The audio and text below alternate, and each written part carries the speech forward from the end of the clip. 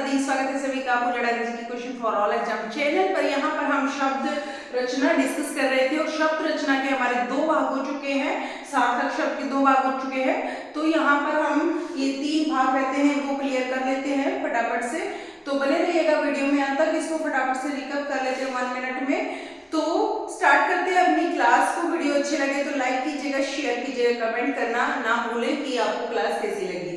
यहाँ पर शब्द रचना की बात आती है तो सबसे पहले हमारे दिमाग में शब्द आता है, कोई भी शब्द, राम, श्याम, कल, तो काल, इस तरह के शब्द। लेकिन यहाँ पर जो शब्दों का निर्माण होता है वो वर्णों की मदद से होता है। ध्वनि सबसे पहले छोटा ये होता है हमारा भाग जो हमारी भाषा को शुरुआत करता है।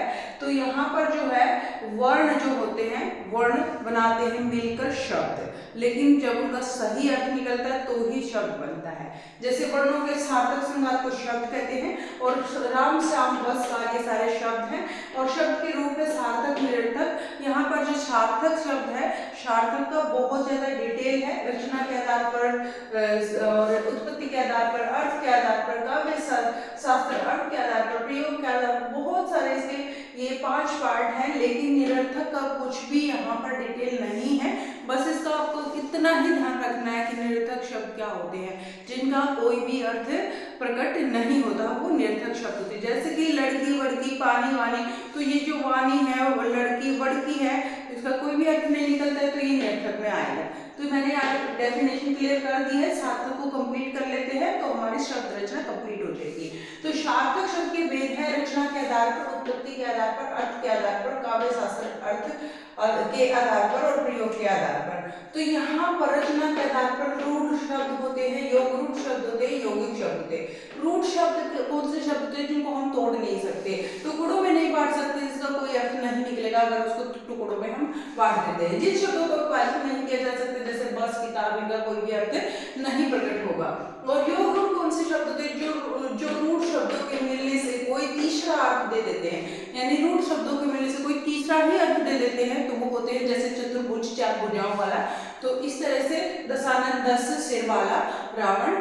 तो इस तरह से फ्रेंड्स ये है हमारा योग रूढ़ शब्द। और यौगिक शब्द क्या है, यहाँ पर योग रूढ़ और यौगिक में आप बिल्कुल पजल नहीं होना है।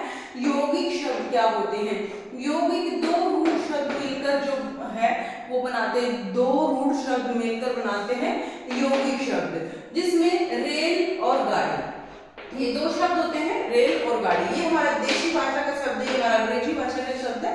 तो दो रूढ़ शब्द मिलकर हमारा यौगिक शब्द बनाते हैं। उसके बाद बात करते हैं उत्पत्ति के आधार पर। तत्सम शब्द, तद्भव शब्द, देशिक शब्द, विदेशिक शब्द। तत्सम यानी संस्कृत से जो शब्द लिए जाते हैं वो तत्सम होते हैं। तद्भव शब्द जो हिंदी से लिए जाते हैं लेकिन तत्सम में ही परिवर्तन कर दिया, जैसे आम्र को आम बना दिया हिंदी में, तो ये तद्भव हो गए, आम्र हो गया हमारा तत्सम और आम हो गया हमारा तद्भव। नेत्र हो गया हमारा तत्सम और आंख हो गई हमारी तद्भव। तो इस तरह से दोनों में डिफरेंस है। तो इस तत्सम में ही कुछ परिवर्तन करके जब हम तद्भव में ले आते हैं इसको। और देशज और विदेशज, देशज मतलब जो देशी भाषा के शब्द केवल एक गांव तक ही सीमित रह जाते हैं, उससे बाहर नहीं जाते, तो देशज शब्द होते हैं। विदेशी शब्द कौन से होते हैं, जो विदेशी भाषा से ऐसे कैसे उठा लिए जाते हैं, जैसे डॉक्टर और कौन सा हॉस्पिटल, इस तरह के जो शब्द होते हैं वो विदेशी शब्द होते हैं। और संकर शब्द ये बहुत ज्यादा इंपॉर्टेंट है। संकर शब्द क्या होते हैं ये भी आपको पता होना चाहिए। संकर शब्द ऐसे शब्द होते हैं फ्रेंड्स जो देशी और विदेशी दोनों को मिलाकर बनते हैं, संकर शब्द बोलते हैं उनको। देशी भाषा और विदेशी भाषा दोनों को मिला दिया जाता है, जैसे रेल और गाड़ी। रेल और गाड़ी मिलाकर हमारा हो गया क्या, संकर शब्द। देशी शब्द है इसमें रेल और गाड़ी शब्द हमारा विदेशी शब्द। तो ये होता है लाठी और चार्ज। लाठी है देशी शब्द, चार्ज है हमारा अंग्रेजी शब्द यानी विदेशी शब्द। तो ये होगी इसकी डिटेल। उसके बाद अर्थ के आधार पर जो है हम सार्थक शब्दों के अर्थ के आधार पर यहाँ पर हम करते हैं इसको डिटेल में। तो यहाँ पर अर्थ के आधार पर इसके कितने भेद होते हैं, इसके 4 होते हैं। पर्यायवाची अर्थ के आधार पर हमारे होते हैं, क्या होते हैं, पर्यायवाची शब्द। एक तो ये होता है पर्यायवाची शब्द, यहाँ से यहाँ पर आया ये पर्यायवाची शब्द। इसके 4 भाग होते हैं फ्रेंड्स, पर्यायवाची शब्द और विलोम शब्द, विलोम शब्द। और बात नेक्स्ट आता है, ये हो गए 2। उसके बाद नेक्स्ट आता है समुच्चारित, समुच्चारित, समुच्चारित शब्द, यानी एक जैसे, एक समान, जैसे अंश अंश, तो इस तरह से एक जैसे जो प्रोनाउंसिएशन होती है जिसकी। और यहाँ पर अनेकार्थक, अनेकार्थी, अनेकार्थी शब्द। तो ये होते हैं फ्रेंड्स हमारे अर्थ के आधार पर। ये अर्थ के आधार पर होते हैं कि पर्यायवाची शब्द होते हैं, विलोम शब्द होते हैं, समुच्चारी शब्द होते हैं और अनेकार्थी शब्द होते हैं।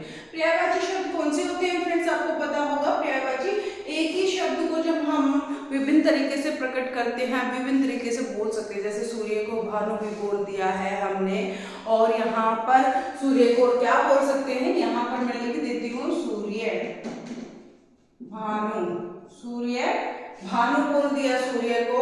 और यहाँ पर सूर्य को क्या बोल देते हैं, रवि बोल देते हैं, प्रभाकर बोल देते हैं, रवि बोल देते हैं, और यहाँ पर प्रभाकर बोल देते हैं। तो बहुत से नाम है सूर्य से संबंधित। तो ये हो गए हमारे पर्यायवाची शब्द, ठीक है। एक ही शब्द को कई तरह से हम बोल सकते हैं। विलोम शब्द जो उल्टा हो जाए, जैसे राम रात दिन, दिन रात, ऐसे भी हो जाता है, रात दिन या दिन रात, दिन रात। तो इसका उल्टा हो जाता है विलोम शब्द। किसी भी शब्द का उल्टा जो है बोला, विपरीत अर्थ जिसका होता है, रात दिन अपना पराया। समुच्चारी शब्द क्या होते हैं, जिसका उच्चारण एक जैसा होता है, जैसे कि अंश, अंश और अंश। तो इस तरह से ये होगा। और उसके बाद अनेकार्थी शब्द क्या होते हैं, अनेक जो अर्थ को प्रकट करते हैं, अनेकार्थी शब्द। जैसे एक ही शब्द बहुत सारे चीजों को दर्शाता है, जैसे द्विज, द्विज ये हमारा पक्षी को भी बताता है। क्या बताता है ये द्विज जो है, हमारा पक्षी को भी बताता है, प्राणी को भी बताता है, चंद्रमा को भी बताता है, चंद्रमा को भी बताता है, और यहाँ पर और भी बहुत सारे अक्षर को द्विज प्रकट करता है। ठीक है फ्रेंड्स, तो यहाँ पर हो गए हमारा अर्थ के आधार पर। अर्थ के आधार पर 4 भेद होते हैं, याद रखना अपना। पर्यायवाची शब्द, विलोम शब्द, समुच्चारी, समुच्चारित शब्द और अनेकार्थी शब्द। आई होप आपको ये समझ में आ गया होगा अच्छे से, और आपको क्लियरली दिख भी रहा होगा। नेक्स्ट फिर काव्य शास्त्र के आधार पर अर्थ के भेद। काव्य शास्त्र के आधार पर शब्द के कितने भेद होते हैं काव्य शास्त्र के आधार पर। तो यहाँ पर हम इसको बांट लेते हैं। काव्य शास्त्र के आधार पर हमारे काव्य शास्त्र के अर्थ के, काव्य शास्त्र के अर्थ के आधार पर, ठीक है, काव्य शास्त्र के अर्थ के आधार पर हमारे ये होते हैं हमारे फ्रेंड्स कितने, 3 होते हैं। शब्द का अभिधारूप, लक्षणारूप, व्यंजनारूप। शब्द का अभिधा रूप, लक्षणारूप, शब्द का लक्षणारूप, और शब्द का व्यंजनारूप। व्यंजना मतलब व्यंग्य कर देना, व्यंजना रूप। ये होते हैं इसके 3। शब्द का अभिधा रूप क्या होता है फ्रेंड्स, आपको पता होना चाहिए। शब्द जहां किसी शब्द का सीधा ही रूप प्रस्तुत किया जाए, जहां किसी शब्द का सीधा ही रूप प्रस्तुत कर दिया जाए, जहां किसी शब्द का सीधा रूप प्रस्तुत किया जाए, क्या प्रस्तुत किया जाए। तो ये होता है हमारा क्या, शब्द का अभिधा रूप। यानी यहाँ पर हम बोलेंगे राम एक अच्छा लड़का है। अच्छा यहाँ पर हो गया हमारा अभिधा रूप, ठीक है। राम एक अच्छा लड़का है, अच्छा लड़का है, ये हो गया। यहाँ पर अच्छा हो गया अभिधा रूप इसका, ठीक है। अगर शब्द का लक्षणारूप की बात करें, शब्द के लक्षणारूप की, तो शब्द का लक्षणारूप क्या होता है, जब हम उसी शब्द के साथ किसी और शब्द को मिला देते हैं। शब्द का लक्षणारूप क्या होता है, जहाँ किसी शब्द को कहने से पहले उसके लक्षणा में कोई दूसरा शब्द ला देते हैं, लक्षणा में कोई दूसरा शब्द ला देते हैं। तो कोई दूसरा शब्द, जैसे राम एक कैसा, राम एक राम जो है एक कक्षा का शंकराचार्य है। राम कक्षा का शंकराचार्य है। राम कक्षा का शंकराचार्य है। शंकराचार्य, यहाँ पर जो ये शंकराचार्य है, कक्षा का क्या है? शंकराचार्य, यानी शंकर और आचार्य ज्यादा आता है उसको, तो यहाँ पर इसकी लक्षणा में एक शब्द और मिला दिया, शब्द के साथ शंकरा भी और आचार्य, शंकर आचार्य, शंकराचार्य। तो ये हो गया हमारा लक्षणा रूप इसका। ठीक है फ्रेंड्स। और व्यंजना, जब हम किसी को व्यंग्य रूप में व्यंगित करते हैं, यानी किसी को व्यंगित करते हैं, व्यंग्य रूप में कुछ शब्द कहते हैं, व्यंग्य रूप में, जैसे व्यंग्य रूप में क्या शब्द कहते हैं? जैसे राम गोबर गणेश है, तो इस तरह से बोल देते हैं राम गोबर गणेश है। इसको कुछ नहीं आता है, राम गोबर गणेश है। तो ये जो है ये हो गया हमारा व्यंजना, शब्द का व्यंजना रूप। आई होप ये आपको क्लियर हो गए होंगे तीनों के तीनों। ये लक्षणा बार बार एग्जाम में आ जाता है, तो ये बिल्कुल अच्छे से आप रट लीजिए, याद कर लीजिए, समझ लीजिए इसको, कि जब हम शब्द में ही दूसरा शब्द, जब हम शब्द में ही किसी दूसरे शब्द को मिलाकर उसमें परिवर्तन कर देते हैं, तो ये होता है, उसकी लक्षणा में परिवर्तन कर देते हैं, तो ये होता है हमारा लक्षणा रूप। ये आप अच्छे से याद कर लीजिए। उसके बाद प्रयोग या विकार के आधार पर, प्रयोग या विकार के आधार पर, ये हमारा पेंडिंग है, प्रयोग या विकार के आधार पर, तो इसको करते हैं हम ऊपर। ठीक है, इसमें मैं थोड़ा कलर चेंज कर लेती हूँ ताकि आपको क्लियर हो जाए। प्रयोग ये हो गया हमारा। ठीक है, तो ये हो गया प्रयोग के आधार पर। प्रयोग के आधार पर जो शब्द के कितने भेद होते हैं? प्रयोग के आधार पर शब्द के दो भेद होते हैं, विकारी, विकारी शब्द जिसे बोलते हैं स्वीकारी भी बोलते थे, स्वीकारी, विकारी शब्द। ठीक है, और कौन से शब्द होते हैं? ये होते हैं और हमारे विकारी, स्वीकारी, और ये होते हैं अविकारी, अविकारी शब्द। अविकारी शब्द जिसमें कोई भी परिवर्तन नहीं होता है, सेम टू सेम रहते हैं, लेकिन विकारी शब्द अब जो है अपने आप में परिवर्तन कर लेते हैं, तो ये होते हैं हमारे विकारी शब्द। जो अपने आप में परिवर्तन कर लेते हैं विकारी शब्द होते हैं, और अविकारी शब्द जो अपने आप में कोई परिवर्तन नहीं करते हैं। आई होप आपको अच्छे से दिख रहा होगा। तो ये होता है हमारा विकारी शब्द और अविकारी शब्द। अभी अच्छे से दिख रहा होगा विकारी शब्द और अविकारी शब्द। तो जो विकारी शब्द होता है, क्या होता है शब्द? विकारी शब्द जो शब्द में परिवर्तन हो जाता है, जैसे कि संज्ञा, स्वर नाम, विशेषण। संज्ञा किस चीज में बदल जाती है? स्वर नाम में बदल जाती है। राम अच्छा लड़का है, राम मेरी कक्षा में पढ़ता, राम बहुत होशियार, तो राम की जगह हम क्या करते हैं? स्वर नाम का यूज कर लेते हैं, यानी वह एक अच्छा लड़का है, वह मेरी कक्षा में पढ़ता है, तो राम को हटाकर वह यूज कर लेते हैं। और फिर अगर बात करते हैं संज्ञा, सर्वनाम और विशेषण, फिर उसकी विशेषता करते राम बहुत होशियार लड़का है, तो ये सारे परिवर्तन हो जाते हैं, तो ये होता है हमारा विकारी शब्द। और यहाँ पर अविकारी शब्द होते हैं हमारे संज्ञा, ये विकारी का लिख देती हूँ, संज्ञा, स्वरनाम, स्वरनाम और विशेषण, विशेषण। ठीक है, और उसके बाद आती है हमारी अविकारी शब्द की, जिसमें कोई भी परिवर्तन नहीं होता है। तो अविकारी शब्द कौन कौन से होते हैं? हे, हो, अरे।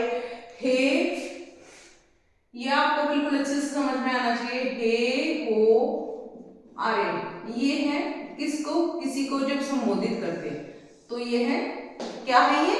संबोधन वाचक। क्या है ये? संबोधन करते हैं, संबोधनवाची शब्द, संबोधनवाची शब्द, संबोधन वाची शब्द है। ठीक है, संबोधनवाची शब्द है, संबोधन प्रकट करते हैं। उसके बाद हे, हो, अरे के बाद किंतु, परंतु, और, ये होते हैं समुच्चयवाची। किंतु, परंतु, और, किंतु, किंतु, परंतु, और, ये होते हैं समुच्चय,